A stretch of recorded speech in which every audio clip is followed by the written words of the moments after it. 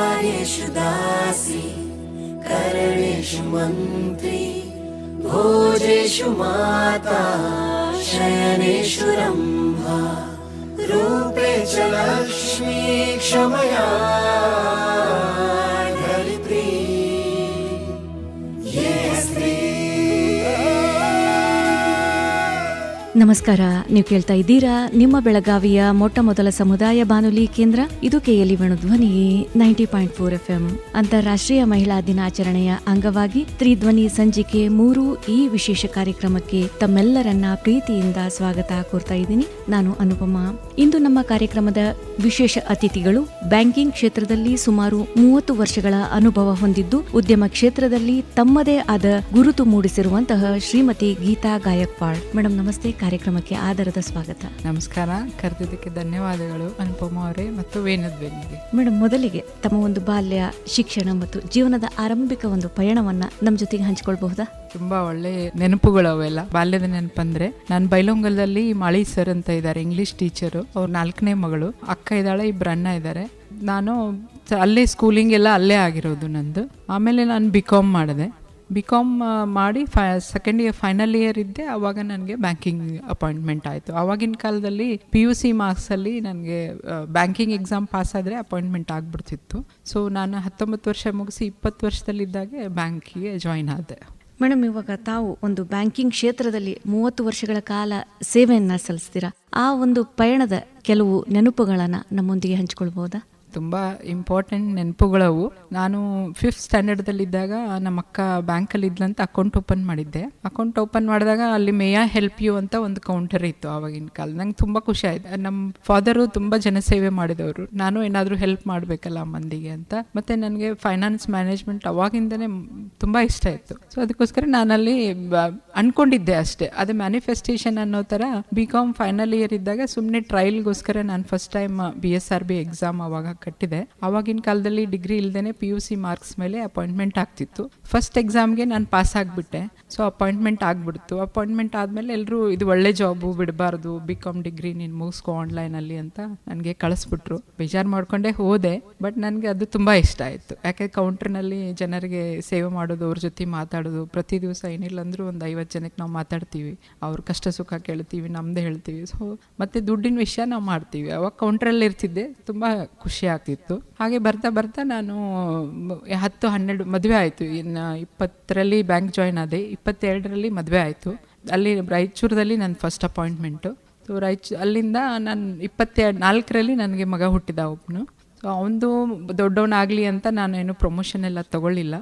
But ಮಗ ಯಾವಾಗ 10 ವರ್ಷದವನಾದ್ನೋ ಆವಾಗ ನಾನು ಅವ್ನು ದೊಡ್ಡವನಾಗಿ ತನ್ನ ಹೋಮ್ವರ್ಕ್ ತಾನೇ ಮಾಡ್ಕೊಳ್ಳಿಕ್ಕೆ ಸ್ಟಾರ್ಟ್ ಮಾಡ್ದೆ. ಆವಾಗ ನನ್ನ ಕರಿಯರ್ ನಾನು ನೋಡ್ಕೋಬೇಕು ಅಂತ ನಾನು ಬ್ಯಾಂಕಲ್ಲಿ CAIIB ಅಂತ ಒಂದು ಎಕ್ಸಾಮ್ ಇರುತ್ತೆ, certified association from Indian institute of bankers ಅಂತ. ಅದು ಒಂಥರ ಪೋಸ್ಟ್ ಗ್ರ್ಯಾಜುಯೇಷನ್ ಡಿಗ್ರಿ ಇದ್ದವ್ರ ಥರ ಆ ಥರ ಮಾಡಿದೆ ಫಸ್ಟು. ಆಮೇಲೆ ನಾನು 2 ಪ್ರಮೋಷನ್ ತೊಗೊಂಡೆ ಇಂಟರ್ನಲ್ಲಿ. ಮತ್ತು ಇನ್ನೂ ಬೇಜಾರಾಗ್ತಿದೆ, MBA ಮಾಡಿದೆ. ನಾನು MBA HRM ಮಾಡಿದೆ ಆನ್ಲೈನಲ್ಲಿ. ಆಮೇಲೆ ನಾನು ಹಾಗೆ ಮ್ಯಾನೇಜರ್ ಆಗಿ ಇಲ್ಲಿ ಬ್ಯಾಂಕಿಗೆ ಬೆಳಗಾಂಗೆ ಟ್ರಾನ್ಸ್ಫರ್ ಆಗಿ ತೊಗೊಂಡೆ. ಅಂದರೆ ನಾವು ರಾಯಚೂರು, ಸಿಂಧನೂರು, ಗಂಗಾವತಿ, ಕೊಪ್ಪಳ ಮತ್ತು ಹುಬ್ಳಿ, ಅಲ್ಲಿಂದ ಲಿಂಗಸುಗೂರು ಮಾಡಿ ರಾಯಚೂರಿಗೆ ಬಂದೆ 20 ವರ್ಷ ಆದಮೇಲೆ.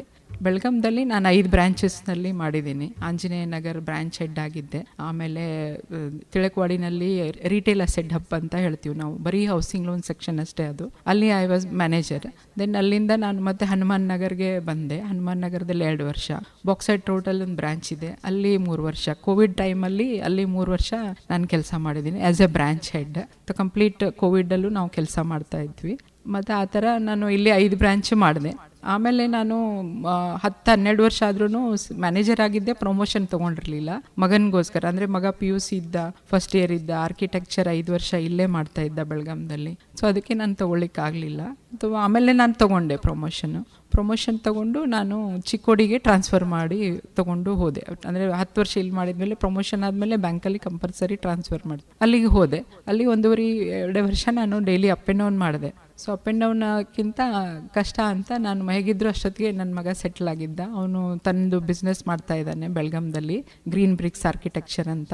ಸೊ ಅವನು ಸೆಟ್ಲ್ ಆಗಿದ್ದ. ಮನೆಯವರಂತೂ ದುಡಿತಾ ಇದ್ರು. ನಾನು ಏನಾದರೂ ಮಾಡಬೇಕು, ನನ್ನದೇ ಸ್ವಂತದ್ದೇನಾದರೂ ಮಾಡಬೇಕು ಅಂತ ನಾನು ಬ್ಯಾಂಕ್ ಬಿಟ್ಟು ನನ್ನ ಸ್ವಂತದ್ದು ಸ್ಟಾರ್ಟ್ ಮಾಡಿದೆ. ಮೇಡಮ್, ಬ್ಯಾಂಕ್ ಕ್ಷೇತ್ರದಲ್ಲಿ ಒಂದು 30 ವರ್ಷಗಳ ಕಾಲ ಸೇವೆಯನ್ನು ಸಲ್ಲಿಸಿದ ನಂತರ ಒಂದು ಉದ್ಯಮದತ್ತ ಹೆಜ್ಜೆಯನ್ನು ಇಟ್ರಿ. ಪ್ರೇರಣೆ ಹೇಗೆ, ಅದು ಆಲೋಚನೆ ಹೇಗೆ ಬಂತು ಅಂತ? ನನಗೆ ಮೊದಲಿಂದ ನಾನು ಜಾಬ್ ಮಾಡ್ತಿರ್ಬೇಕಾದ್ರೂ ನನಗೆ ಬಿಸ್ನೆಸ್ಗೆ ನಾನು ಎಲ್ರಿಗೂ ಲೋನ್ ಕೊಡ್ತಾ ಇರ್ತಿದ್ವಲ್ಲ ಬ್ಯಾಂಕಲ್ಲಿ ಆ್ಯಸ್ ಎ ಮ್ಯಾನೇಜರ್. ನಂಗೆ ಬಿಸ್ನೆಸ್ ಅಂದರೆ ತುಂಬ ಇಷ್ಟ, ಅವ್ರವ್ರ ಬಿಸ್ನೆಸ್ಸನ್ನು ನೋಡ್ಕೊಳ್ಳೋದು. ಹಾಗೆ ಮತ್ತು ಹೆಣ್ಮಕ್ಳ ಜೊತೆಗೂ ನಾನು ಕಾಂಟ್ಯಾಕ್ಟ್ ಮಾಡ್ತಿರೋದ್ರಿಂದ ನನ್ನ ಫೈನಾನ್ಷಿಯಲ್ ಮ್ಯಾನೇಜ್ಮೆಂಟ್ ನಾನು ತುಂಬ ಚೆನ್ನಾಗಿ ಮಾಡ್ಕೊಂಡಿದ್ದೆ. ನನ್ನ ಮಗ ಹುಟ್ಟಿದ ತಕ್ಷಣವೇ ಅವ್ನ ಎಜುಕೇಷನ್ಗೆ ದುಡ್ಡು ಬರೋ ಥರ. ಆಮೇಲೆ ನಾನು ಆಗಿ 3 ವರ್ಷಕ್ಕೆ ನಾನು ಸ್ವಂತ ಮನೆ ಕಟ್ಸ್ಕೊಂಡಿದ್ದೆ ನನ್ನದೇ ಹೌಸಿಂಗ್ ಲೋನಿನ ಮೇಲೆ. ಅದೇ ಥರ ನನ್ನ ರಿಟೈರ್ಮೆಂಟ್ ಪ್ಲ್ಯಾನು ನಾನು ಅವಾಗೇ ಮಾಡ್ಕೊಂಡಿದ್ದೆ. ಅಂದರೆ ರಿಟೈರ್ಮೆಂಟ್ ಆದರೆ ನನಗೆ ನಮ್ಮ ಬ್ಯಾಂಕದ ಪೆನ್ಷನ್ ಇದ್ದೇ ಇರುತ್ತೆ, ಅದು ಸಾಲೋದಿಲ್ಲ, ಅದಕ್ಕಿಂತ ಜಾಸ್ತಿ ಬೇಕು, ಫಂಡ್ ಬೇಕು ಅಂತ ನಾನು ಮೊದಲಿಂದನೇ ಪ್ಲಾನ್ ಮಾಡ್ತಾ ಇದ್ದೆ. ಆ ಥರ ಪ್ಲಾನು ಬೇರೆ ಯಾರು ಮಾಡಲ್ಲ. ನನಗೇನೋ ಒಂಥರ ಕ್ಯಾಬಿನಲ್ಲಿ ಕುತ್ಕೊಂಡು ನಾವು ವಿಚಾರ ಮಾಡ್ತೀವಿ, ಯಾಕೆ ಮಿಡ್ಲ್ ಕ್ಲಾಸ್ ಇರ್ತಾರೆ, ಅಪ್ಪರೇ ಇರ್ತಾರೆ, ಲೋನೇ ಇರ್ತಾರೆ, ಯಾಕೆ ಈ ಸಡನ್ ಚೇಂಜಸ್ ಇಮಿಡಿಯೇಟ್ ಎಲ್ರಿಗೂ ಬರಲ್ಲ. ಆಮೇಲೆ ಇನ್ನೊಂದು, ಹೆಣ್ಮಕ್ಳು ತುಂಬ ಸಫರ್ ಆಗ್ತಾರೆ. ಮೇನ್ ಎಲ್ಲರೂ ಬಿಸ್ನೆಸ್ ಮೆನ್ ಏನಾಗುತ್ತೆ, ಅವರು ಮಕ್ಕಳು 18-20 ವರ್ಷ ಬಂದಾಗ ಬಿಸ್ನೆಸ್ಸಲ್ಲಿ ಏನೋ ಒಂದು ಎಫೆಕ್ಟ್ ಆಗಿರುತ್ತೆ. ಆವಾಗ ಅವ್ರಿಗೆ ಫೈನಾನ್ಷಿಯಲ್ ತುಂಬ ರಿಕ್ವೈರ್ಮೆಂಟ್ ಇರುತ್ತೆ. ಸಫರ್ ಆಗಿರೋದು ವುಮೆನ್, ಅವ್ರು ಯಾವುದು ತಪ್ಪೇ ಇರಲ್ಲ ಅವ್ರದ್ದು. ಅದಕ್ಕೋಸ್ಕರ ಏನೋ ನನಗೊಂಥರ ಅಟ್ಯಾಚ್ಮೆಂಟ್ ಆಯಿತು. ನಾನು ಇನ್ನು ಬ್ಯಾಂಕ್ ಬಿಟ್ಟು ಏನು ಮಾಡಬೇಕು ಅಂತ ಯೋಚನೆ ಮಾಡಿದಾಗ 2-3 ಥರನೂ ವಿಚಾರ ಮಾಡಿದೆ. ಬಟ್ ನನಗೆ ಇಂಟ್ರೆಸ್ಟ್ ಕೊಡೋದು ಇದೇ. ನಾನು ಬ್ಯಾಂಕಲ್ಲೂ ಎಲ್ರಿಗೂ ನಾನು ಅಡ್ವೈಸ್ ಮಾಡ್ತಿದ್ದೆ, ನಿಮ್ಮ ಫೈನಾನ್ಷಿಯಲ್ ಪ್ಲ್ಯಾನಿಂಗ್ ಮಾಡ್ಕೊಳ್ರಿ, ಫ್ಯೂಚರಿಗೆ ಬೇಕಾಗತ್ತೆ ಅಂತ. ಬರೀ ಬ್ಯಾಂಕ್ ಅಂದರೆ FD ಇಡೋದು ಇದನ್ನು ಮಾಡೋದು ಅಲ್ಲ, financial planning is very important in life, ಅದನ್ನು ನೀವು ಮಾಡ್ಕೊಳ್ಳಿ ಅಂತ ಹೇಳ್ತಿದ್ದೆ. ಸೊ ಅವಾಗ ನಾ ಯಾಕೆ ಇದನ್ನೇ ಮಾಡಬಾರ್ದು, ಇದಕ್ಕೆ ಜನ ಜಾಸ್ತಿ ರೆಸ್ಪಾನ್ಸ್ ಕೊಡ್ತಾ ಇದ್ದಾರೆ, ಮತ್ತು ಸೊಸೈಟಿಗೆ ಇದ್ರದ್ದು ತುಂಬ ಅವಶ್ಯಕತೆ ಇದೆ ಅನ್ನೋದು ನನಗೆ ಮೊದಲಿಂದ ಕೊರಗಿತ್ತು. ಅದನ್ನೇ ನಾನು ಏನಾದರೂ ಜೀವನದಲ್ಲಿ ನಾನು ನಮ್ಮವ್ರಿಗೋಸ್ಕರ ಏನಾದರೂ ಮಾಡಬೇಕು ಅಂತ ಅದು ಬಿಟ್ಬಿಟ್ಟು, ಅಂದರೆ ನಂಗೆ ಟ್ರಾನ್ಸ್ಫರ್ ಆಗಿ ಬೇರೆ ಎಲ್ಲೆಲ್ಲೋ ದುಡಿದು ವಾಪಸ್ ನಮ್ಮೂರಿಗೆ ಬರೋದಕ್ಕಿಂತ ನಮ್ಮೂರವ್ರಿಗೆ ಏನೋ ಮಾಡೋಣ ಅಂತ ನಾನು ಸೆಟ್ಲ್ ಆದಷ್ಟು. ಖಂಡಿತ ಮೇಡಮ್.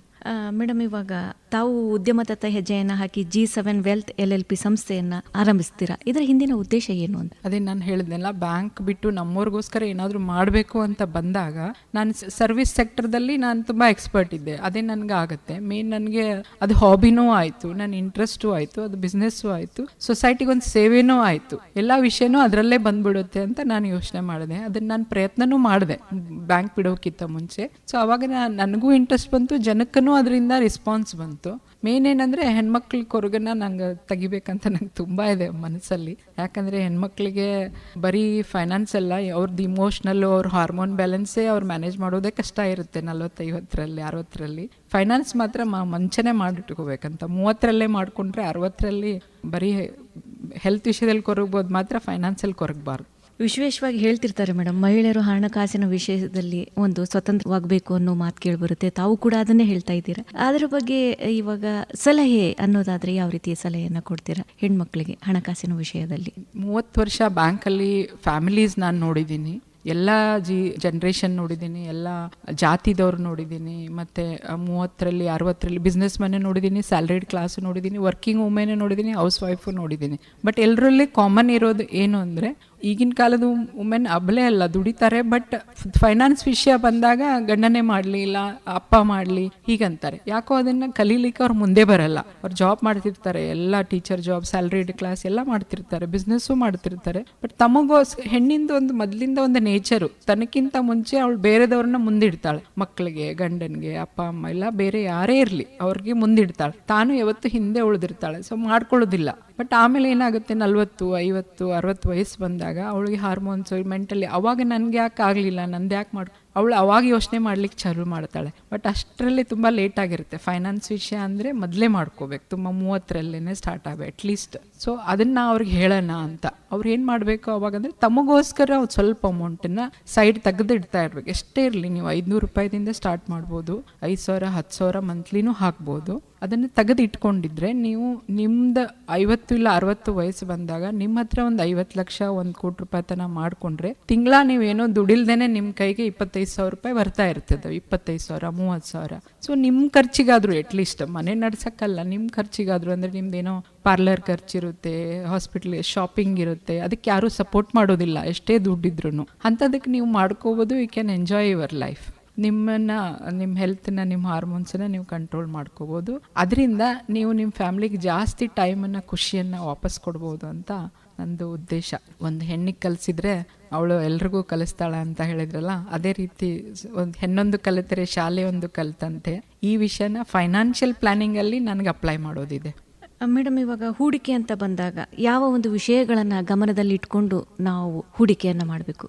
ಒಳ್ಳೆ ಕ್ವಶನ್ ಇದು. ಹೂಡಿಕೆನೇ ನಿಜವಾಗ್ಲೂ ಎಲ್ಲರ ಹತ್ರ ತುಂಬ ದುಡ್ಡಿರುತ್ತೆ, ಬರ್ತಿರ್ತದೆ ಹೋಗ್ತಿರ್ತದೆ, ಬಟ್ ಸರಿಯಾಗಿ ಪ್ಲಾನಿಂಗ್ ಮಾಡದೇ ಇರೋದ್ರಿಂದ ಬಹಳಷ್ಟು ಜನರಲ್ಲಿ ಪ್ರತಿಯೊಂದು ಫ್ಯಾಮ್ಲಿನಲ್ಲಿ ದುಡ್ಡಿಲ್ಲ ಅನ್ನೋದೇ ಒಂದು ಇಶ್ಯೂ ಆಗಿಬಿಟ್ಟಿದೆ.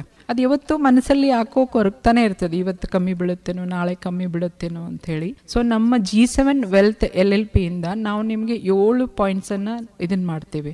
ಈ 7 ಪಾಯಿಂಟ್ಸನ್ನು ನೀವು ಫಾಲೋ ಮಾಡಿದರೆ ಸ್ಟ್ರಿಕ್ಟ್ ಆಗಿ ನಿಮ್ಗೆ ಯಾವತ್ತೂ ದುಡ್ಡಿನ ಕಮ್ಮಿ ಆಗೋದಿಲ್ಲ. ನಿಮಗೆ ದುಡ್ಡು ಅದು 7 ಏನಂದರೆ, ಒಂದು ಮೊದಲನೇದಾಗಿ ಏನು ಎಮರ್ಜೆನ್ಸಿ ಫಂಡ್. ನಿಮಗೆ ನಿಮ್ಮ ಮನೆ 1 ವರ್ಷ ಇಲ್ಲ 2 ವರ್ಷ ನೀವು ದುಡಿಲ್ದೇ ನಡಿಬೇಕು. ಸಪೋಸ್ ನಿಮ್ಮ ಮನೆಗೆ 20,000 ಇಲ್ಲ 50,000 ತಿಂಗಳ ಖರ್ಚಿದೆ ಅಂತಂದರೆ ನೀವು ವರ್ಷಕ್ಕೆ 6 ಲಕ್ಷ ಇಲ್ಲ 2 ವರ್ಷದ 12 ಲಕ್ಷನ ನೀವು ಬ್ಯಾಂಕಲ್ಲಿ ಇಟ್ಟಿರಬೇಕು. ಅಂದರೆ ನಿಮ್ಮ ಮನೆ ನಡೀತದೆ 2 ವರ್ಷ. ನೀವು ಅಂದರೆ ಕೋವಿಡ್ ಸಿಚುವೇಶನ್ ಬರಲಿ, ಎಂಥದೇ ಸಿಚುವೇಶನ್ ಬಂದರೂ ನಿಮ್ಮ ಮನೆ ನಡೆದಿರಬೇಕು ನೀವು ದುಡಿಲ್ದಾನೆ. First emergency fund. ಏನೇ ಮೆಡಿಕಲ್ ಎಮರ್ಜೆನ್ಸಿ ಇದ್ರೂ ಕೂಡ ನೀವು ಅದರಲ್ಲಿ ತೆಗೆದು ಹಾಕ್ಬೋದು. ನೀವು ಬಿಸ್ನೆಸ್ ಮಾಡ್ತಾ ಇದ್ರೆ ನಿಮ್ಮ ಬಿಸ್ನೆಸ್ ರೆಂಟು, ಸ್ಟಾಫ್ ಸ್ಯಾಲ್ರಿನೂ ಅದರಲ್ಲಿ ಬರಬೇಕದು.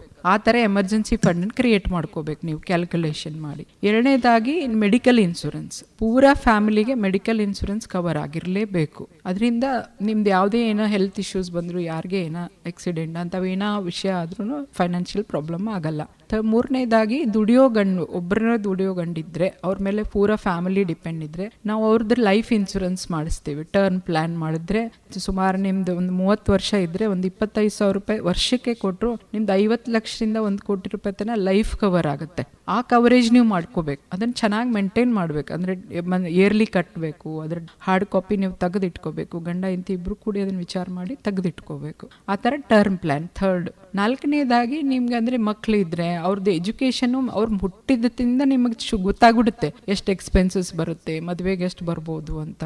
ಇನ್ಫ್ಲೇಷನ್ ಪ್ರಕಾರ ನಾವು ಅದನ್ನು ನಿಮಗೆ ಕ್ಯಾಲ್ಕುಲೇಷನ್ ಮಾಡಿ ಕೊಡ್ತೇವೆ. ಅವ್ರು ಈಗ 5-6 ವರ್ಷದವ್ರು ಇದ್ದಾರೆ ಅಂದರೆ ಅವ್ರು 18 ವರ್ಷಕ್ಕೆ ಎಷ್ಟು ಖರ್ಚು ಬರ್ಬೋದು, ಅವ್ರು 25 ವರ್ಷಕ್ಕೆ ಮದುವೆಗೆ ಎಷ್ಟು ಖರ್ಚು ಬರ್ಬೋದು ಅಂತ ನಾವು ಕ್ಯಾಲ್ಕುಲೇಷನ್ ಮಾಡಿ ಕೊಡ್ತೇವೆ ನಿಮಗೆ. ಅದು ಎಷ್ಟಾಗುತ್ತೆ ಅಂತ ಅದನ್ನು ನೀವು ಈಗಿಂದನೇ ನೀವು ಶುರು ಮಾಡ್ಕೋಬೋದು ಖರ್ಚನ್ನು.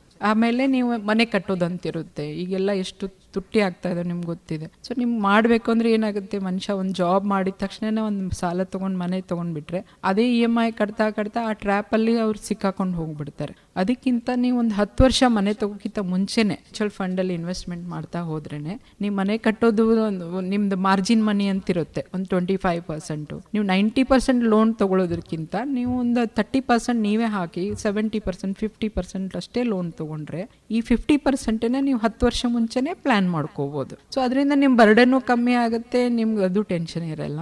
ಆಮೇಲೆ ಯಾರೋ ಒಬ್ರು ಬಿಸ್ನೆಸ್ ಈಗ ಸ್ಯಾಲ್ರಿ ಕ್ಲಾಸ್ ಇರ್ತಾರೆ. 6th ನಾವು ಪಾಯಿಂಟ್ ಹೇಳೋದಂದ್ರೆ ಸ್ಯಾಲ್ರಿಡ್ ಕ್ಲಾಸ್ ಇರ್ತಾರೆ. ಅವ್ರು ಭಾಳ ವರ್ಷ, ಈಗ ನನ್ನ ಥರದವ್ರು ಭಾಳ ವರ್ಷ ಜಾಬ್ ಮಾಡಿದ್ಮೇಲೆ ಅವ್ರು ಏನೋ ಬಿಸ್ನೆಸ್ ಚಾಲೂ ಮಾಡ್ಬೇಕಂತಿರ್ತಾರೆ. ಇಲ್ಲ ಎಕ್ಸಿಸ್ಟಿಂಗ್ ಬಿಸ್ನೆಸ್ನವರೇ ಇನ್ನೊಂದು ಮಾಡ್ಬೇಕಂತಿರ್ತಾರೆ. ಇಲ್ಲ ಇದ್ದದನ್ನ ಎಕ್ಸ್ಪಾಂಡ್ ಮಾಡ್ಬೇಕಂತಿರ್ತಾರೆ. ಸೊ ಅವರು ಆ ಎಕ್ಸ್ಪಾಂಡನ್ನು 5 ವರ್ಷ ಮುಂಚೆನೇ ಅವ್ರು ಪ್ಲಾನ್ ಮಾಡಿಕೊಂಡ್ರೆ ಸ್ವಲ್ಪ ಅಮೌಂಟನ್ನು ಅವರು ಮ್ಯೂಚುವಲ್ ಫಂಡಲ್ಲಿ ಇನ್ವೆಸ್ಟ್ಮೆಂಟ್ ಮಾಡಿದರೆ ಆ 5 ವರ್ಷ ಆದಮೇಲೆ ಆ ಬಿಸ್ನೆಸ್ಸನ್ನು ಆರಾಮಾಗಿ ಅವ್ರು ಶುರು ಮಾಡ್ಕೋಬೋದು. ಅವಾಗ ಅವ್ರು ಲೋನ್ ತೊಗೊಳ್ಳೋ ಅವಶ್ಯಕತೆ ಇಲ್ಲ. ಆ ಥರನೂ ನಾವು ಪ್ಲ್ಯಾನ್ ಮಾಡಿಕೊಡ್ತೀವಿ.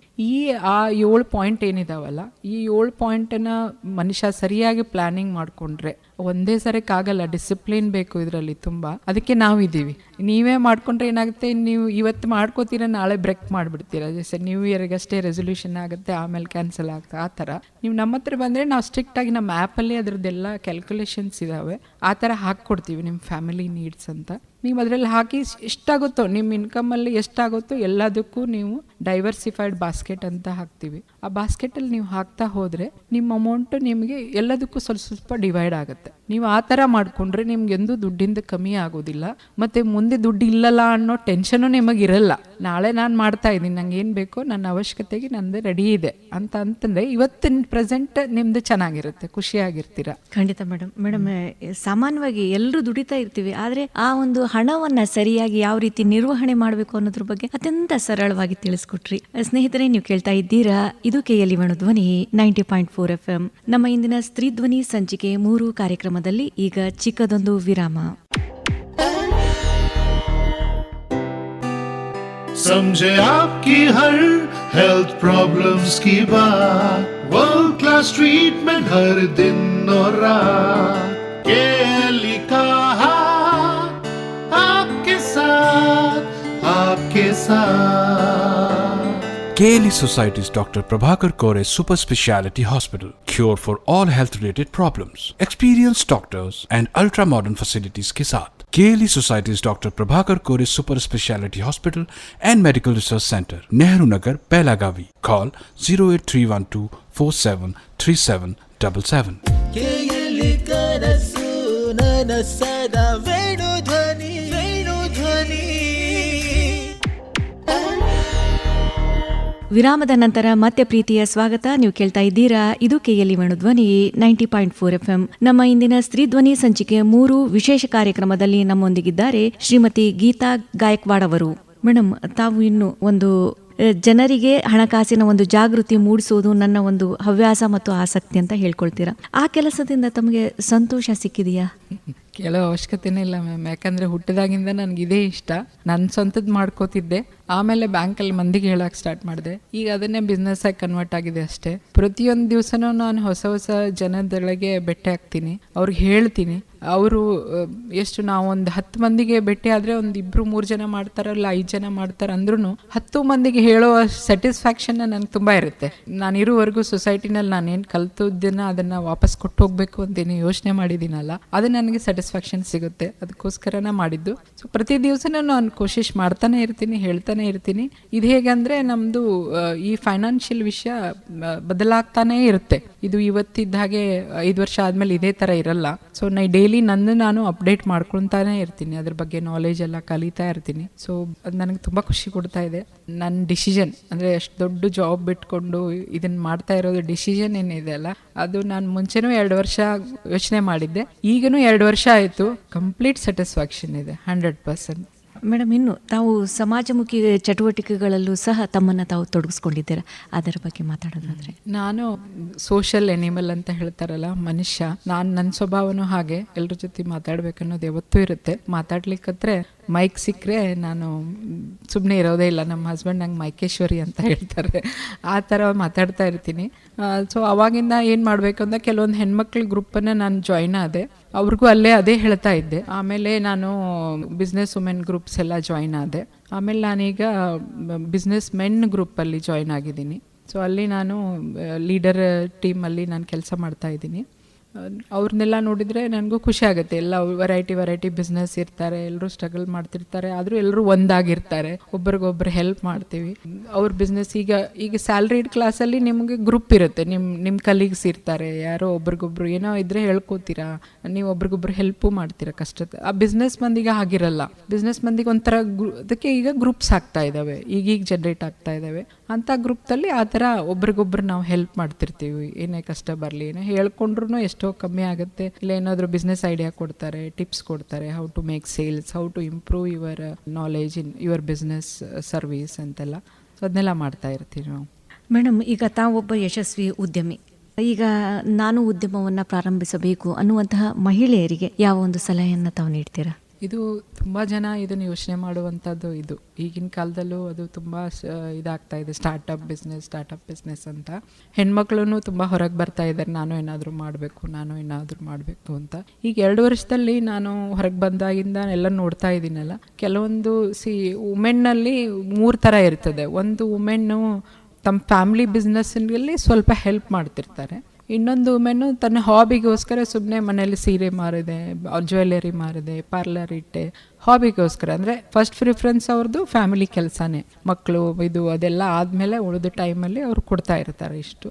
ಇನ್ನೊಬ್ಬರು ಕಂಪ್ಲೀಟ್ ಪ್ರೊಫೆಷ್ನಲ್ ಟೈಪ್, ಗಂಡು ಮಕ್ಳ ಥರ ಅವರು ಕಂಪ್ಲೀಟ್ ಪ್ರೊಫೆಷನ್ ಇರುತ್ತೆ. ಮನೆಯಲ್ಲಿ ಮ್ಯಾನೇಜ್ ಮಾಡ್ತಾ ಇದ್ರೂ ಅವ್ರದ್ದು 3 ಥರನೂ ಇರ್ತಾರೆ.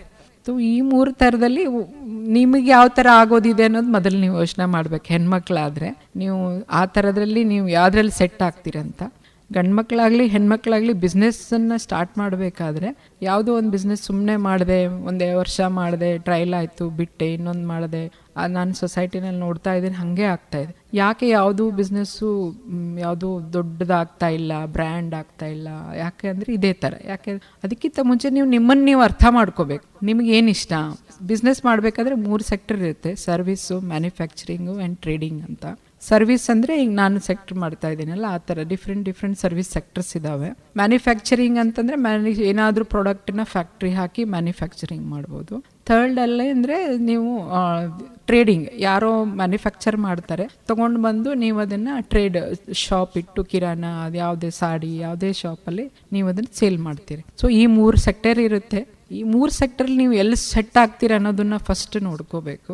ಆಮೇಲೆ ಐಟಮನ್ನು ನಾವು ಬರೀ ದುಡ್ಡಿಗೋಸ್ಕರ ದುಡಿಯೋಲ್ಲ. ಯಾರೇ ನೀವು ಎಷ್ಟೇ ದುಡ್ಡು ಗಳಿಸಿದ್ರೂ ಅದು ನಿಮ್ಗೆ ಸ್ಯಾಟಿಸ್ಫ್ಯಾಕ್ಷನ್ ಕೊಡಲ್ಲ. ಕೊಡೋದೇನು, ನೀವು ಡೈಲಿ ಬೆಳಗ್ಗೆಯಿಂದ ರಾತ್ರಿವರೆಗೂ ಏನು ಮಾಡ್ತೀರಿ ಅಷ್ಟರಲ್ಲಿ ನೀವು ಸೊಸೈಟಿಗೆ ಅದು ಅನುಕೂಲ ಆಗೋ ಥರನೇ ಇರಬೇಕು. ಯಾವುದೇ ಕೆಟ್ಟ ಪ್ರಾಡಕ್ಟನ್ನ ಮಾರಿ ಸೊಸೈಟಿನ ಹಾಳು ಮಾಡೋದು ಬೇಡ. ಯಾವುದೇ ಒಳ್ಳೆ ಪ್ರಾಡಕ್ಟ್ ಮಾಡೋದ್ರಿಂದ ಸೊಸೈಟಿಗೂ ಅನುಕೂಲ ಆಗಿರಬೇಕು. ನಿಮಗೆ ಮನಸ್ಸಿಗೆ ಮೇನ ಸ್ಯಾಟಿಸ್ಫ್ಯಾಕ್ಷನ್ ಸಿಗೋ ಅದಕ್ಕೆ ನಿಮ್ಮನ್ನು ನೀವು ಅರ್ಥ ಮಾಡ್ಕೊಳ್ಳಿ. ಫಸ್ಟು ನೀವು ಅದಕ್ಕೆ ಇನ್ನೂ 6 ತಿಂಗಳು ತೊಗೊಳ್ಳಿ, 1 ವರ್ಷ ತೊಗೊಳ್ಳಿ, ಬಟ್ ನಿಮ್ಮನ್ನು ನೀವು ಅರ್ಥ ಮಾಡ್ಕೊಳ್ಳಿ. ಸರಿಯಾಗಿ ಅರ್ಥ ಮಾಡ್ಕೊಂಡು ನನಗೆ ಇದು ಸೆಟ್ ಆಗುತ್ತೆ, ಇದನ್ನು ಈ ಥರ ಮಾಡಿದರೆ ಅಂದರೆ ಸಣ್ಣದಾಗಿ ಶುರು ಮಾಡಿರಿ. ಮುಂಚೆ ಏಕ್ದಮ್ ದೊಡ್ಡದು ಮಾಡಿ 2-3 ವರ್ಷ ಎಲ್ಲ ಬಂದ್ ಮಾಡೋದ್ರಿಂದ ಅವಶ್ಯಕತೆ ಇಲ್ಲ. 1 ವರ್ಷ 6 ತಿಂಗಳು ನೀವು ಅದನ್ನು ಸೆಟ್ ಮಾಡಿ ರೆಡಿ ಮಾಡಿ. ಅದಕ್ಕೋಸ್ಕರ ಕ್ಲೈಂಟಲ್ ರೆಸ್ಪಾನ್ಸ್ ಹೆಂಗಿದೆ ನೋಡಿ, ಅದು ನೋಡಿ ಅದು ಕರೆಕ್ಟ್ ಆಗಿದೆ, ನಿಮಗೂ ಸೆಟ್ ಆಗುತ್ತೆ, ಕ್ಲೈಂಟಲ್ಲೂ ಬರ್ತಾ ಇದ್ದಾರೆ ಅಂದಾಗ ಅದನ್ನು ನೀವು ದೊಡ್ಡದು ಮಾಡ್ತಾ ಹೋಗ್ಬೋದು. ಬರೀ ಈಗಿನ ಕಾಲದಲ್ಲಿ ಬರೀ ಬೆಳಗಾಂಗೆ ಸೀಮಿತ ಅಂತಿಲ್ಲ, ನೀವು ಫ್ರ್ಯಾಂಚೈಸಿ ಮಾಡಿ ಎಲ್ಲ ಕಡೆನೂ ಕೊಡ್ಬೋದು. ಇಲ್ಲ ಆನ್ಲೈನಲ್ಲೇ all over India, all over the world ಕೂಡ ಸೇಲ್ ಮಾಡುವಂಥ ಆಪ್ಷನ್ಸ್ ಇದ್ದಾವೆ. ಆ ದೊಡ್ಡದೇನೇ ವಿಚಾರ ಮಾಡಬೇಕು. ಮಾಡಿದರೆ ಆ ಥರ ಏನಾದರೂ ಮಾಡಿ ಅಂತ ನಾನು ಎಲ್ರಿಗೂ ಹೇಳ್ತೀನಿ. ಮಾಡಿ ಗಳಿಸಿದ ಮೇಲೆ ತಂದು G7 ವೆಲ್ತಲ್ಲಿ ಇನ್ವೆಸ್ಟ್ಮೆಂಟ್ ಮಾಡಿ ಅಂತ. ಮೇಡಮ್, ಇನ್ನು ತಮ್ಮ ಒಂದು ಕುಟುಂಬದ ಬೆಂಬಲ ಹೇಗಿದೆ? ಯಾಕಂದ್ರೆ ಒಬ್ಬ ಮಹಿಳೆ ಏನಾದರೂ ಸಾಧನೆ ಮಾಡ್ತೀನಿ ಅಂತ ಅಂದರೆ ಅವಳಿಗೆ ಕುಟುಂಬದ ಬೆಂಬಲ ಬಹಳಷ್ಟು ಮುಖ್ಯವಾಗುತ್ತೆ. ತಮಗೆ ಯಾವ ರೀತಿ ಸಿಗ್ತಾ ಇದೆ ಮೇಡಮ್? ತುಂಬ ಇದೆ ಮ್ಯಾಮ್. ಅಂದರೆ ನಾನು 22ರಲ್ಲಿ ಮದುವೆ ಆಗಿದ್ದು. ನಮ್ಮ ಮನೆಯವರು ರೆವೆನ್ಯೂ ಡಿಪಾರ್ಟ್ಮೆಂಟಲ್ಲಿ ಇರೋದು. ನಾನು ವರ್ಕಿಂಗ್ ಅವಾಗ್ಲೂ. ಇಬ್ಬರು ಸೇರಿ ಅಡುಗೆ ಮಾಡ್ತಿದ್ವಿ. ನಾನು ಚಪಾತಿ ಮಾಡಿದರೆ ಅವರು ವೆಜಿಟೇಬಲ್ಸ್ ಕಟ್ ಮಾಡ್ತಿದ್ರು, ನಾನು ಒಗ್ಗರಣೆ ಹಾಕ್ತಿದ್ದೆ. ಅವರು ಕುಕ್ಕರ್ ಇಡ್ತಿದ್ರು, ನಾನು ಸಾರು. ಸೊ ಬೆಳಗ್ಗೆ 7:30 ಮಗ ಹೋಗಬೇಕು, ಅಷ್ಟರಲ್ಲೇ ಎಲ್ಲ ಆಗಬೇಕು. ಅವನಿಗೆ tiffin box, breakfast, even juice ಕೂಡ ಮಾಡ್ತಿದ್ದೆ. ಅವನಿಗೆ ರೆಡಿ ಮಾಡೋದು ಹಿಡ್ಕೊಂಡು ಇಬ್ಬರು ಕೂಡನೇ ಮಾಡ್ತಿದ್ವಿ. ಅವರು ನನಗೆ 50% ಅವ್ರ ಮನೆ ಕೆಲಸ ಮಾಡಿನೇ ಮಾಡ್ತಿದ್ರು. ಅದೊಂದು ಸಪೋರ್ಟ್ ಇತ್ತು. ಅವರು ಆಮೇಲೆ ಅವಾಗೇ ಇಬ್ಬರು ಕೂಡನೇ ಆಫೀಸ್ಗೆ ಹೋಗ್ತಿದ್ವಿ, ಡ್ರಾಪ್ ಮಾಡ್ತಿದ್ರು 10-15 ವರ್ಷ. ಆಮೇಲೆ ನಾನು ಸ್ವಂತ ಕಾರ್ ತೊಗೊಂಡು ನಾನು ಡ್ರೈವ್ ಮಾಡ್ಕೊಂಡು ಹೋಗ್ತಾ ಇದ್ದೆ. ಸೊ ಅದರಿಂದ ಆ ಹೆಲ್ಪ್ ಇದೆ. ಮಗ ಅಂತೂ ನಾನು ವರ್ಕಿಂಗ್ ಇರೋದ್ರಿಂದ ಅವನು 6 ತಿಂಗಳಲ್ಲೇ ಮನೇಲಿ ಬಿಟ್ಟು ಹೋದೆ, ಕೆಲಸದವ್ರ ಮೇಲೆ ಬಿಟ್ಟು ಹೋಗ್ತಿದ್ದೆ. ಬರ್ತಾ ಅವನು 2 ವರ್ಷ ಆದಮೇಲೆ ನಾನು ಅವನು ಬೇಬಿ ಕ್ಲಾಸಿಗೆ ಹಾಕಿ ಮಧ್ಯಾಹ್ನ ಲಂಚ್ ಟೈಮಿಗೆ ಹೋದಾಗ ಅವನಿಗೆ ಕರ್ಕೊಂಡು ಬರ್ತಿದ್ದೆ. ಮನೆಗೆ ಬಂದು ಮತ್ತೆ ಹಾಫ್ ಡೇ ಅವನು ಕೆಲಸದವ್ರ ಜೊತೆಗೆ ಇರ್ತಿದ್ದ. ಸೊ ಅವನಿಗೂ ಅಭ್ಯಾಸ ಆಗಿಬಿಡ್ತು. ಅವ್ನು ಮೊದಲಿಂದನೂ ಇಂಡಿಪೆಂಡೆಂಟ್ ಆಗಿಬಿಟ್ಟಿದ್ದಾನೆ. ಇವಾಗಲೂ ಒಬ್ಬನೇ ಮಗ ನನಗೆ. ಈಗಲೂ ಅವ್ನು ತುಂಬ ಇಂಡಿಪೆಂಡೆಂಟ್ ಇದ್ದಾನೆ. ಮತ್ತು ನಾವು ಯಾವತ್ತೂ ಟ್ರಾನ್ಸ್ಫರೇಬಲ್ ಜಾಬ್ ಅನ್ನೋದ್ರಿಂದ ನಮಗೆ ಫ್ರೆಂಡ್ಸು ಇದ್ರ ಥರ ಚೇಂಜ್ ಆಗ್ತಾನೇ ಇದ್ದರು. ಮನೇನೂ ಚೇಂಜು, ಎಲ್ಲರೂ ಕೆಲಸದವರು ಅಕ್ಕಪಕ್ಕದವರು ಚೇಂಜ್ ಆಗ್ತಿದ್ರು. ಸೊ 3 ಜನನೂ ನಾವು ಇಂಡಿಪೆಂಡೆಂಟ್ ಆಗಿಬಿಟ್ಟಿದ್ದೀವಿ ಈಗ ಈ ವಾತಾವರಣದಲ್ಲಿ ನಾವು ಇರೋದ್ರಿಂದ 30 ವರ್ಷದಿಂದ. ಸೊ ಅವರು he is also very ambition and son is also very ambition. So ನನಗೇನೋ ಅದರದ್ದು ಅವಶ್ಯಕತೆ ಆಗಲಿಲ್ಲ, ಏನೋ ಪ್ರಾಬ್ಲಮ್ ಆಗಲಿಲ್ಲ. He is very cooperative husband and son is also very cooperative. ನಾನು ಆವಾಗ ಸಣ್ಣವನಿದ್ದಾಗೆ ಅವ್ನು ಹೇಳ್ತಿದ್ದ, ಅವನು 3rd ಸ್ಟ್ಯಾಂಡರ್ಡಲ್ಲಿ ಇದ್ದಾಗ ಕೆಲಸದವಳು ನನ್ನ ಜೊತೆ ಆಟ ಆಡ್ತಾ ಇಲ್ಲ ಅಂತ, ನಾಳೆಯಿಂದ ಅವಳು ಕಳಿಸ್ಬೇಡ, ಬೇಡ ಅವಳು ನನಗೆ, ನಾನು ಒಬ್ಬನೇ ಮನೆ ನೋಡ್ಕೊತೀನಿ ಅಂತ. ಅವನೊಬ್ಬನೇ ಸ್ಕೂಲಿಂದ ಬಂದು ತಾನೇ ಚಾವಿ ಓಪನ್ ಮಾಡಿಕೊಂಡು ತಾನೇ ಊಟ ಮಾಡಿ ಡ್ರೆಸ್ ಚೇಂಜ್ ಮಾಡಿ ಆಟಕ್ಕೆ ಹೋಗ್ತಿದ್ದ. ಸೊ ಅಲ್ಲಿಂದ ಅವನು ಇಂಡಿಪೆಂಡೆಂಟ್ ಆಗಿದ್ದಾನೆ. ಮೇಡಮ್, ಇನ್ನು ತಮ್ಮ ಮುಂದಿನ ಯೋಜನೆಗಳು ಏನೇನು ಅಂತ, ಯಾವ ರೀತಿ ಕನಸನ್ನು ಕಟ್ಟಿದ್ದೀರಾ? ನಂದಿರೋದು ಒಂದೇ ಉದ್ದೇಶ, ಅದೇ ಹೆಣ್ಮಕ್ಳಿಗೆ ಮತ್ತು ಎಲ್ರಿಗೂ ಫೈನಾನ್ಷಿಯಲ್ ಪ್ಲಾನಿಂಗ್ ಹೇಳಬೇಕಂತ. ದುಡ್ಡು ನಿಮ್ಮ ಹತ್ರ ಬಟ್ಟೆ ಕೋಟಿ ಬಂದರೂ ಎಷ್ಟೇ ಬಂದರೂ ನಿಮ್ಮ ಹತ್ರ ಇರುತ್ತೆ, ಸ್ವಲ್ಪ ಹೊತ್ತು ಮತ್ತೆ ಹೋಗುತ್ತೆ. ನಿಮ್ಮ ಹತ್ರ ಇರುವಷ್ಟು ಟೈಮಲ್ಲಿ ನೀವು ಅದನ್ನು ಹೇಗೆ ಯೂಟಿಲೈಸ್ ಮಾಡ್ಕೋತೀರಿ ಅನ್ನೋದೇ ಭಾಳ ಇಂಪಾರ್ಟೆಂಟ್. ನಮ್ಮ ಇಂಡಿಯನ್ ಸಂಸ್ಕೃತಿನಲ್ಲಿ ದುಡ್ಡಿಗೆ ನಾವು ಲಕ್ಷ್ಮೀ ರೂಪನ ಕೊಟ್ಟಿದ್ದೇವೆ. ಯಾಕೆ ಕೊಟ್ಟಿದ್ದೇವೆ ಅಂದರೆ ರೆಸ್ಪೆಕ್ಟ್ ಇರಲಿ ಅಂತ. ಸೊ ಕೊಡುವಾಗನೂ ತಗೊಳ್ಳುವಾಗನೂ ಅದಕ್ಕೆ ಒಂದು ರೆಸ್ಪೆಕ್ಟ್ ಇರಲಿ ಅಂತ. ಆ ಥರ ನೀವು ಅದನ್ನು ನಿಮ್ಮ ಹತ್ರ ಸ್ವಲ್ಪ ಹೊತ್ತಿರಿ, ಅದನ್ನು ಚೆನ್ನಾಗಿ ಪ್ಲ್ಯಾನಿಂಗ್ ಮಾಡ್ಕೋಬೇಕು. ಅದು ಡಿಸಿಪ್ಲಿನ್ ಥರ ಇರಬೇಕು. ಅದನ್ನು ನನಗೆ ಮಾಡೋದಂದರೆ ಬಹಳ ಇದೆ, ಬಹಳ ಹೇಳೋದಿದೆ. ಅದರಲ್ಲಿ ಬದಲಾವಣೆಗಳು ಬರ್ತಾ ಇರ್ತವೆ. ಅದು ನಾನು ನಿಮಗೆ ಫಸ್ಟ್ ಟೈಮ್ ಒಂದ್ಸರಿ ಹೇಳ್ಕೊಟ್ರು, ಯಾಕಂದರೆ ಈಗ ಯಾರೂ ಅದನ್ನು ಮಾಡಲ್ಲ. ಫೈನಾನ್ಷಿಯಲ್ ಪ್ಲ್ಯಾನಿಂಗ್ಸ್ ಯಾವುದು ಸ್ಕೂಲಲ್ಲಿ ಹೇಳ್ಕೊಡಲ್ಲ. ಸೊ ಈಗ ಹೇಳ್ತಾ ಇದ್ದಾರೆ, ಈಗೀಗ ನಾವು ಹೇಳ್ತಾ ಇದ್ದೀವಿ, ಇಲ್ಲ ಆನ್ಲೈನಲ್ಲಿ ಎಲ್ಲ ಬರ್ತಾ ಇದೆ, ಅದನ್ನು ನೋಡಿ ಸ್ವಲ್ಪ ಕಲಿತಾ ಇದ್ದಾರೆ. ಮಕ್ಳಿಗೂ ಹೇಳ್ಕೊಡ್ಬೋದು ಸಾಕಷ್ಟು ದುಡ್ಡನ್ನು ಹೆಂಗೆ ಮ್ಯಾನೇಜ್ ಮಾಡ್ಕೋಬೋದು. ನೀವು 500 ರೂಪಾಯಿ ಪೇರೆಂಟ್ಸ್ ಅವ್ರು ಇವ್ರು ಯಾರಾದರೂ ಗಿಫ್ಟ್ ಕೊಡ್ತಿರ್ತಾರಲ್ಲ, ಬರ್ತಡೇ ಇರ್ತಡೆ, ಅದನ್ನೆಲ್ಲ ನೀವು ತೆಗೆದಿಟ್ಕೊಂಡು ನಿಮ್ಮ ಪೇರೆಂಟ್ಸ್ ಬರ್ತಡೇಗೆ ನೀವೇ ಗಿಫ್ಟ್ ಕೊಡ್ಬೋದು 15-16 ವರ್ಷ ಬಂದಾಗನು ಅಂತ ನನಗೆ ಹೇಳಬೇಕಾಗಿದೆ. ಅದು ಒಂದು ಮ್ಯಾನೇಜ್ಮೆಂಟ್. ಆವಾಗಿಂದನೇ ಅವ್ರಿಗೆ ಅದನ್ನು ಕಲಿಸ್ಬಿಟ್ರೆ. ಮತ್ತು ಈಗಿನ ಕಾಲದಲ್ಲಿ ಈ ವಿಡಿಯೋಸ್ ಎಲ್ಲ ನೋಡಿ ಜಾಸ್ತಿ ಸ್ಪೆಂಡ್ ಮಾಡೋ ಅಭ್ಯಾಸ ಬರ್ತಾ ಇದೆ. ಆ ಸ್ಪೆಂಡ್ ಮಾಡೋದು ಅಭ್ಯಾಸನೂ ತಪ್ಪಾಗುತ್ತೆ. ಯಾಕಂದರೆ ಇನ್ಫ್ಲೇಷನ್ ರೇಟ್ ತುಂಬ ಜಾಸ್ತಿ ಆಗ್ತಾ ಇದೆ. ನಾವೇನಿದ್ರು 6% ಇನ್ಫ್ಲೇಷನ್ ಇಲ್ಲ ಅಂತ ಹೇಳ್ತಿದ್ರು ಇನ್ನೂ ಜಾಸ್ತಿ ಆಗ್ತಾ ಹೋಗ್ತಾ ಇದೆ ಎಲ್ಲ. ಈಗ ನೋಡಿ LPG ರೇಟ್ ಎಷ್ಟು ಜಾಸ್ತಿ ಆಯಿತು ಇವಾಗ. ಇದಕ್ಕೆ ನಾವು ರೆಡಿ ಆಗಿರಬೇಕು ಮುಂಚೆನೆ. ಸೊ ಅದಕ್ಕೋಸ್ಕರ ಇನ್ಫ್ಲೇಷನ್ ರೇಟ್ ಪ್ರಕಾರ ನಮ್ಮ ಮನೆ ಖರ್ಚು ಜಾಸ್ತಿ ಆಗುತ್ತೆ, ಮಕ್ಕಳ ಎಜುಕೇಷನ್ ಜಾಸ್ತಿ ಆಗುತ್ತೆ, ಹಾಸ್ಪಿಟ್ಲ್ ಖರ್ಚು ಜಾಸ್ತಿ ಆಗುತ್ತೆ, ಮತ್ತು ಏನೇ ನಮ್ದು ಆಸೆಗಳು ಇದ್ರೂ ಅವೆಲ್ಲ ಖರ್ಚು ಜಾಸ್ತಿ ಆಗ್ತಾನೆ ಹೋಗ್ತಾವೆ. ಯಾವುದು ಕಮ್ಮಿ ಆಗಿಲ್ಲ ಇನ್ನೂವರೆಗೂ. ಅದಕ್ಕೆ ನಾವೆಲ್ಲ ರೆಡಿ ಆಗಬೇಕು ಅಂತಂದರೆ ನಾವು ಮಾಡ್ಕೊಳ್ಳೇಬೇಕು ಡಿಸಿಪ್ಲಿನ್. ಹೆಲ್ತ್ ಆ್ಯಂಡ್ ವೆಲ್ತ್ ಎರಡೂ ಬಹಳ ಇಂಪಾರ್ಟೆಂಟ್. ಅದು ಯಾಕೋ ಗೊತ್ತಿಲ್ಲ, ಎಲ್ಲರ ಹತ್ರ ಅದನ್ನೇ ನೆಗ್ಲೆಕ್ಟ್ ಮಾಡ್ತಾರೆ. ಬೇರೆ ಎಲ್ಲನೂ ಮಾಡ್ತಾರೆ. ಯಾಕೆ? ಅವೆಲ್ಲ ಅಟ್ರಾಕ್ಷನ್ ಆಗ್ತವೆ. ಯಾವುದೇ ಶಾಪಿಂಗ್ ಮಾಡೋದಾಗಲಿ, ಹೋಟೆಲ್ನಲ್ಲಿ ತಿನ್ನೋದಾಗಲಿ ಭಾಳ ಅಟ್ರಾಕ್ಷನ್ ಆಗ್ತವೆ. ಇವು ಅಟ್ರಾಕ್ಷನ್ ಆಗಲ್ಲ. ಇವು ಕಷ್ಟದ ಕೆಲಸಗಳು ಅನ್ನಿಸ್ತವೆ ಸ್ಟಾರ್ಟಿಂಗ್. ಬಟ್ ಸ್ಟಾರ್ಟಿಂಗ್ ನೀವು ಕಷ್ಟದ ಕೆಲಸನ ಮಾಡಿದರೆ ಮುಂದಿನ ನಿಮ್ಮ ಜೀವನದಲ್ಲಿ ನೀವು ಅದನ್ನು ಅನುಭವಿಸ್ಬೋದು ಅಂತ ನಾನು ಹೇಳೋದು. ಸೊ ಮಾಡಲೇಬೇಕು. ಇದು ನೀವು ಮಾಡದೇ ಹೋದರೆ ನಿಮಗೆ ಕಷ್ಟ ಅಂತ ನಾನು ಎಲ್ರಿಗೂ ಹೇಳಲಿಕ್ಕೆ ಇಷ್ಟಪಡ್ತೀನಿ. ಇದು ಒಂದು ವೇಣುಧ್ವನಿ ಮುಖಾಂತರ ಇದು ಒಳ್ಳೆ ಕೆಲಸ ಮಾಡ್ತಾ ಇದ್ದೀರಿ. ನೀವು ಎಲ್ರಿಗೂ ಒಂದು ಮೆಸೇಜ್ ಕೊಡ್ತಾ ಇದ್ದೀರಿ. ಈ ಫೈನಾನ್ಷಿಯಲ್ ವಿಷಯದಲ್ಲೂ ನೀವು ಮೆಸೇಜ್ ಕೊಡೋದಕ್ಕೆ ನಾನು ಧನ್ಯವಾದಗಳು ಹೇಳ್ಬೇಕು ನಿಮಗೆ. ಯಾಕಂದರೆ ಇದು ನಾನು ಸ್ವಲ್ಪ ಜನಕ್ಕೆ ಹೇಳ್ತಿದ್ದೆ, ಡೈಲಿ 10 ಜನಕ್ಕೆ ಹೇಳ್ತಿದ್ರೆ ಇವತ್ತಿನ ಮೋಸ್ಟ್ಲಿ ನಾನು 1000 ಜನಕ್ಕೆ ಇವತ್ತು ಡೈರೆಕ್ಟಾಗಿ ನಿಮ್ಮ ಪರವಾಗಿ ಹೇಳ್ತಾ ಇದ್ದೀನಿ. ನಿಮ್ಮ ಮುಖಾಂತರ ಮಾಡಲೇಬೇಕು ಫೈನಾನ್ಷಿಯಲ್ ಪ್ಲಾನಿಂಗ್. ಪ್ರತಿಯೊಂದು ಮನುಷ್ಯ ಯಾರೇ ಇರಲಿ, ಹೆಣ್ಮಕ್ಳಿರಲಿ, ಗಂಡ್ಮಕ್ಳಿರಲಿ, ಬಿಸ್ನೆಸ್ ಮ್ಯಾನ್ ಇರಲಿ, ಸ್ಯಾಲ್ರಿಡ್ ಕ್ಲಾಸ್ ಇರಲಿ, ಇದು ಮಕ್ಕಳೇ ಇರಲಿ, 15-16 ವರ್ಷದಿಂದನೇ ಇರಲಿ, ಫೈನಾನ್ಷಿಯಲ್ ಪ್ಲಾನಿಂಗ್ ನೀವು ಮಾಡ್ಕೊಳ್ಳೇಬೇಕು. ಈಗ ಹಿಂದೆ ಇದ್ದದ್ದು 30 ವರ್ಷ ಥರ ಜೀವನ ಮುಂದೆ ಇಲ್ಲ. ತುಂಬ ಬದಲಾವಣೆಗಳಾಗ್ತಾ ಇದ್ದಾವೆ ಜೀವನದಲ್ಲಿ. ಅದಕ್ಕೆಲ್ಲದಕ್ಕೂ ರೆಡಿ ಆಗಬೇಕು ಅಂದರೆ ಎಲ್ಲದಕ್ಕೂ ದುಡ್ಡು ಬೇಕು. ನೀವೇನೇ ಸಾಧಿಸ್ಬೇಕಂದ್ರೂ ದುಡ್ಡು ಬೇಕು. ಪ್ರತಿ ದಿವಸ ನೀವು ಊಟ ಮಾಡಬೇಕಂದ್ರೂ ದುಡ್ಡು ಬೇಕು. ಅದಕ್ಕೋಸ್ಕರ ದುಡ್ಡಿಗೆ ಫಸ್ಟ್ ಇಂಪಾರ್ಟೆನ್ಸ್ ಕೊಡ್ರಿ. ಯಾವುದೇ ಅಟ್ರಾಕ್ಷನಿಗೆ, ಶಾಪಿಂಗಿಗೆ, ಯಾವುದೇ ಇದಕ್ಕೆ ಹೋಗಬೇಕಿಂತ ಮುಂಚೆ ನೀವು ಫೈನಾನ್ಷಿಯಲ್ ಮಾಡಿಕೊಂಡ್ರೆ ನಿಮ್ಮ ಪ್ಲ್ಯಾನಿಂಗ್, ಶಾಪಿಂಗಿಗೂ ನೀವು ಮೊದಲೇ ಪ್ಲ್ಯಾನ್ ಮಾಡ್ಕೋಬೋದು. ನೀವು ಹೊರಗೆ ಊಟಕ್ಕೆ ತಿನ್ನಬೇಕಾದ್ರೂ ನೀವು ಮೊದಲೇ ಪ್ಲ್ಯಾನ್ ಮಾಡ್ಕೋಬೋದು. ಮಾಡಿಕೊಂಡೇ ಎಲ್ಲ ಮಾಡಿ, ಎಂಜಾಯ್ಮೆಂಟು ಮಾಡಿ, ಮತ್ತು ನಿಮ್ಮ ಜೀವನನೂ ನೀವು ನಿಮ್ಮ ಕೈಯಲ್ಲಿ ಕಂಟ್ರೋಲ್ನಲ್ಲಿ ಇಟ್ಕೊಳ್ಳಿ ಅಂತ ನಾನು ಹೇಳಲಿಕ್ಕೆ ಇಷ್ಟಪಡ್ತೀನಿ. ಖಂಡಿತ ಮೇಡಮ್. ಕೊನೆಯದಾಗಿ ಒಂದು ಅಂತಾರಾಷ್ಟ್ರೀಯ ಮಹಿಳಾ ದಿನಾಚರಣೆಯ ಅಂಗವಾಗಿ ಮಹಿಳೆಯರಿಗೆ ತಾವು ನೀಡುವ ಸಂದೇಶ ನಮ್ಮ ಕೇಳಿ ವೇಣುಧ್ವನಿಯ ಮೂಲಕ. ನಾನು ಮಾಡ್ತಾ ಇರೋದೇ ಮಹಿಳೆಯರಿಗೋಸ್ಕರ ಮಾಡಿದ್ದೆ ಆ್ಯಕ್ಚುಲಿ. ಆದರೆ ನಾ ಗಂಡು ಮಕ್ಳಿಗೆ ಹೇಳಿದ ಮೇಲೆ ಅದು ಮಹಿಳೆಗೂ ಹೆಲ್ಪ್ ಆಗೋದು ಅಂತ ನನಗೆ ಗೊತ್ತಾಗಿದೆ. ಯಾಕಂದರೆ ಮಹಿಳೆ ಯಾವಾಗಲೂ ಹೇಳಕ್ಕೆ ಹೋದಾಗ ನನ್ನ ಗಂಡನ ಕೇಳಬೇಕು, ಗಂಡನೇ ಮಾಡ್ತಾರೆ, ವರ್ಕಿಂಗ್ ಇರಲಿ, ಹೌಸ್ ವೈಫ್ ಇರಲಿ, ಅವರು ಅದೇ ಆನ್ಸರ್ ಹೇಳ್ತಾ ಇದ್ದಾರೆ. ಸೊ ಗಂಡಗೂ ನಾ ಹೇಳ್ತೀನಿ. ಬಟ್ ಹೆಣ್ಣಿಂದು ಸ್ವಭಾವ ಏನಿದೆ ಅಲ್ಲ, ಹುಟ್ಟಿದಾಗಿಂದ ಉಳಿಸೋ ಅಂದರೆ ಹೆಣ್ಣೆ. ಫ್ಯೂಚರ್ ಪ್ಲ್ಯಾನ್ ಯಾವುದೇ ವಿಷಯದಲ್ಲಿ ಪ್ಲ್ಯಾನಿಂಗ್ ಮಾಡೋದಂದರೆ ಹೆಣ್ಣೆ. ಅದು ಸ್ವಭಾವ ಇದೆ ಅವಳದು. ಅವಳು ನರ್ವ್ಸಲ್ಲಿ, ಅವಳು ಜೀನ್ಸಲ್ಲಿ ಅದು ಬಂದಿದೆ. ಸೊ ಅವಳೇ ಮಾಡಬೇಕು ಅದನ್ನು. ಆ್ಯಕ್ಚುಲಿ ಅವಳು ದುಡಿಲ್ಲದೆ ಇರೋದ್ರಿಂದ ಅದು ಗಂಡನ ಕಡೆ ಹೋಗಿದೆ, ಗಂಡಸರ ಕಡೆ ಹೋಗಿದೆ. ಮತ್ತು ಅವಳು ಹೊರಗಡೆ ಹೋಗೋದಿಲ್ಲ ಅನ್ನೋದಕ್ಕೋಸ್ಕರ ಅದು ಗಂಡಸರ ಕಡೆ ಹೋಗಿದೆ. ಅದೇ ವಿಷಯ ಫೈನಾನ್ಷಿಯಲ್ ಪ್ಲಾನಿಂಗ್ ಯಾರ ಮನೇಲಿ ಹೆಂಡತಿಗೆ ಕೊಡ್ತಾರೋ ಅವ್ರ ಮನೆ ತುಂಬ ಖುಷಿಯಾಗಿರ್ತದೆ. ಲಕ್ಷ್ಮಿ ಬರ್ತಾಳೆ ಅಂತ ಹೇಳ್ತಾರೆ. ನೀವು ನಿಮ್ಮ ಮನೆ ಹೆಣ್ಮಕ್ಳಿಗೆ ನೀವು ಫೈನಾನ್ಸ್ ಕೊಟ್ಟರೆ, ಅವ್ರ ಮಾತು ಕೇಳಿದರೆ ಮನೇಲಿ ನಿಮ್ಗೆ ಲಕ್ಷ್ಮಿ ಬರ್ತಾ ಇರ್ತಾಳೆ ಅಂತ ಹೇಳ್ತಾರೆ. ಇದು ಸುಮ್ಮನೆ ಅಲ್ಲ ಮಾತು. ಯಾಕಂದರೆ ಹೆಣ್ಣಿಗೆ ಅದೊಂದು ಸ್ವಭಾವ ಇದೆ, ಹುಟ್ಟ ಸ್ವಭಾವ ಇದೆ. ಅವಳಿಗೆ ನೀವು ಯಾವುದೇ ಹೆಣ್ಮಕ್ಳು ತಗೊಳ್ಳಿ, ಈಗ ನೀವು ಅವಳಿಗೆ ಅಡುಗೆ ಕಲಿಸ್ಬೇಡಿ. ಬಟ್ ಮದುವೆ ಆದಮೇಲೆ ಇಮಿಡಿಯೇಟ್ ತಾವೇ ಅಡುಗೆ ಮಾಡ್ತಾರೋ, ಅದು ಹೆಂಗೆ ಮಾಡ್ತಾರೋ ಗೊತ್ತಿಲ್ಲ. ಯಾಕಂದರೆ ಹುಟ್ಟಿಂದ ಸ್ವಭಾವ ಬಂದುಬಿಟ್ಟಿರ್ತದೆ. ಅವ್ರಿಗೆ ಮನೆ ಕೆಲಸ ಮಾಡೋದು ಗೊತ್ತಿರುತ್ತೆ. ಯಾಕಂದ್ರೆ ನೋಡ್ತಿರ್ತಾರಲ್ಲ, ಅಬ್ಸರ್ವ್ ಮಾಡ್ತಿರ್ತಾರೆ. ನೀವು ಗಂಡು ಮಕ್ಳಿಗೆ ಎಷ್ಟು ಕಲಿಸಿರೋದು ಬರಲ್ಲ. ಅವರು ಎಮರ್ಜೆನ್ಸಿಗೆ ಆಗಲಿ, ಮುಂದೆ ಫ್ಯೂಚರ್ ಪ್ಲ್ಯಾನಿಂಗ್ ಆಗಲಿ ಇವತ್ತಿಂದ ಅವರು ಚೆನ್ನಾಗಿ ಮಾಡ್ಕೋತಾರೆ. ಸೊ ನಿಮ್ಮ ಕೈಯಲ್ಲಿ ತಗೊಳ್ಳಿ. ತುಂಬ ಕಷ್ಟದೇನಿಲ್ಲ, ಈಗಿಂದಲ್ಲಿ ಎಲ್ಲ ಆನ್ಲೈನಲ್ಲಿದೆ, ಎಲ್ಲರೂ ಎಜುಕೇಟೆಡ್ ಇದ್ದಾರೆ. ಮ್ಯೂಚುವಲ್ ಫಂಡ್ ಅಂತೂ ತುಂಬ ಈಸಿ ಆಗಿದೆ. ನೀವು ಸ್ಟಾರ್ಟ್ ಮಾಡಿ, 500 ರೂಪಾಯಿದಿಂದ ಸ್ಟಾರ್ಟ್ ಮಾಡಿ, ನಿಮಗಂತ ಸಪ್ರೇಟ್ ತೆಗೆದು ಇಟ್ಕೊಳ್ಳಿಕ್ಕೆ ಶುರು ಮಾಡಿ. ಮತ್ತು ಗಂಡನು ಏನು ಫೈನಾನ್ಷಿಯಲ್ ಪ್ಲಾನಿಂಗ್ ಮಾಡಿದ್ದಾರೆ ಅಂತ ನೀವು ಅದರಲ್ಲಿ ಇನ್ವಾಲ್ವ್ ಆಗಲೇಬೇಕು. ಯಾಕಂದರೆ ಮುಂದೆ ನಿಮಗೆ ಎಫೆಕ್ಟ್ ಆಗೋದು, ಅದು ನಿಮ್ಮ ಮಕ್ಳಿಗೂ ಎಫೆಕ್ಟ್ ಆಗೋದು. ಮತ್ತು ಏನೇ ಆದ್ರೂ ಎಷ್ಟೇ ಪ್ಲ್ಯಾನ್ ಮಾಡಿದ್ರು ಏನೋ ತೊಂದರೆ ಬಂದೇ ಬರ್ತವೆ. ಬಂದ್ರೂ ಜಾಸ್ತಿ ಇಮೋಷ್ನಲಿ ಎಫೆಕ್ಟ್ ಆಗೋದು ಹೆಣ್ಣೆ, ಗಂಡಸಲ್ಲ. ಯಾಕಂದರೆ ಅವ್ರು ಹೊರಗಡೆ ಇರ್ತಾರೆ, ಅವ್ರ ಹಾರ್ಮೋನ್ಸ್ ಆ ಥರ ಎಫೆಕ್ಟ್ ಆಗಲ್ಲ.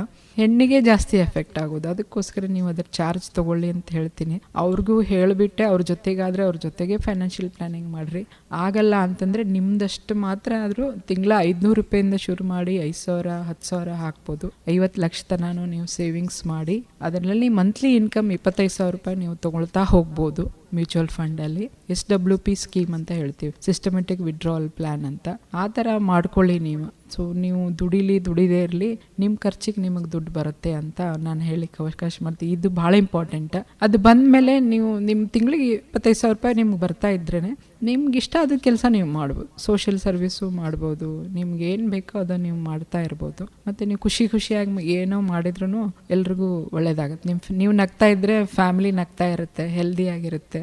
ಸೊ ಅದಕ್ಕೆ ಕೆಲಸ ಮಾಡಿ ಅಂತ ಹ್ಯಾಪಿ ವುಮೆನ್ಸ್ ಡೇ.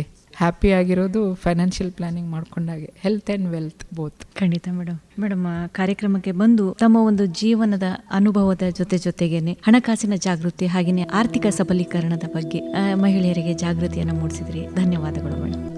ಧನ್ಯವಾದಗಳು ಮ್ಯಾಮ್, ನಾನು ಕರೆದಿದ್ದಕ್ಕೆ. ಅನುಪಮ ಅವರೇ, ನೀವು happy women's day for you also. ಮತ್ತು ವೇಣುಧ್ವನಿ, ನನ್ನ ಧನ್ಯವಾದಗಳು. ಪೂರ ಫ್ಯಾಮಿಲಿ ಎಲ್ಲರೂ ಖುಷಿಯಾಗಿರಲಿ ಅಂತ ನಾನು ಹೇಳಲಿಕ್ಕೆ ಆಸೆ ಪಡ್ತೀನಿ ಇವತ್ತು. ಥ್ಯಾಂಕ್ ಯು, ಧನ್ಯವಾದಗಳು. कार्येषु दासी करणेषु मन्त्री भोजेषु माता शयनेषु रम्भा रूपे च लक्ष्मी क्षमया धरित्री ये स्त्री. ಸ್ನೇಹಿತರೆ, ಇದಾಗಿತ್ತು ನಮ್ಮ ಇಂದಿನ ಅಂತಾರಾಷ್ಟ್ರೀಯ ಮಹಿಳಾ ದಿನಾಚರಣೆಯ ಅಂಗವಾಗಿ ಸ್ತ್ರೀ ಧ್ವನಿ ಸಂಚಿಕೆ 3 ವಿಶೇಷ ಕಾರ್ಯಕ್ರಮದಲ್ಲಿ ನಮ್ಮೊಂದಿಗಿದ್ದಂತಹ ಅತಿಥಿಗಳು ಶ್ರೀಮತಿ ಗೀತಾ ಗಾಯಕ್ವಾಡ್ ಅವರು. ಮತ್ತೊಬ್ಬ ಅತಿಥಿಯೊಂದಿಗೆ ಮತ್ತೆ ಭೇಟಿ. ಹೀಗೆ ಕೇಳ್ತಾ ಇರಿ ಪ್ರೀತಿಯಿಂದ. ಇದು KLE ಧ್ವನಿ 90.4 FM. ನಮಸ್ಕಾರ.